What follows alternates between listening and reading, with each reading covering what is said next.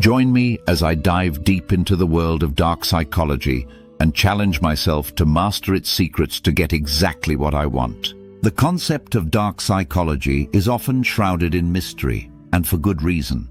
It's a powerful tool that can be used to manipulate and persuade others to do your bidding.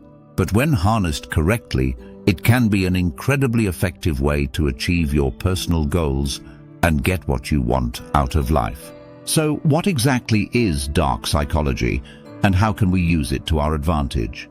When you think about it, social situations can be incredibly challenging. We're constantly trying to read people, navigate their emotions, and figure out what they want from us. And let's be real, it's exhausting. But what if you had the power to influence those around you, to make them see things from your perspective, and to get them to do what you want? That's where dark psychology comes in. It's like having a superpower in your back pocket. Imagine being able to walk into a room and instantly command attention, being able to make people listen to what you have to say, and being able to get them to do your bidding without them even realizing it. It sounds like a pretty sweet deal, right? But here's the thing. It requires a deep understanding of human psychology and behavior. You need to know what makes people tick, what motivates them, and what keeps them up at night. The truth is, dark psychology is all around us. We're exposed to it every day through advertising, politics, and even our personal relationships. And yet so few of us really understand how it works. We're like sheep being led to the slaughter, completely unaware of the subtle manipulation that's going on around us. But not today. Today, we're going to take back control and learn how to use dark psychology to get what we want. Let's talk about some of the key principles of dark psychology. One of the most powerful tactics is something called anchoring. Essentially, it's a way of manipulating people's perceptions by setting an anchor point that they can compare everything else to. For example, if you're trying to negotiate a salary, you might start with an absurdly high number, knowing that the other person will negotiate you down to a more reasonable figure. But what they don't realize is that you've just anchored their perception of what's reasonable, making it much more likely that you'll get what you want. Another powerful technique is something called mirroring.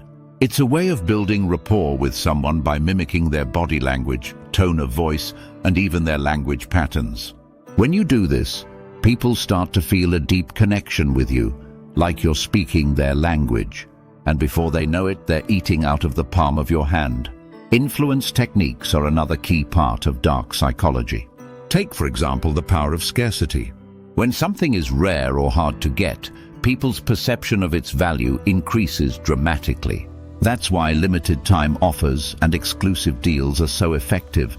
They create a sense of urgency and make people more likely to take action. Let's talk about a powerful technique that you can start using today to get what you want. It's called the power of assumption, and it's incredibly effective.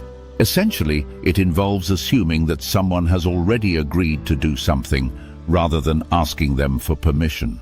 For example, instead of asking someone if they want to help you with a project, you could say, "I'm assuming you're available to meet next Thursday to discuss the project. Is that correct?" By assuming they've already agreed, you're taking away their ability to say no, making it much more likely that you'll get what you want. Let's say, for example, you're trying to get a new client on board.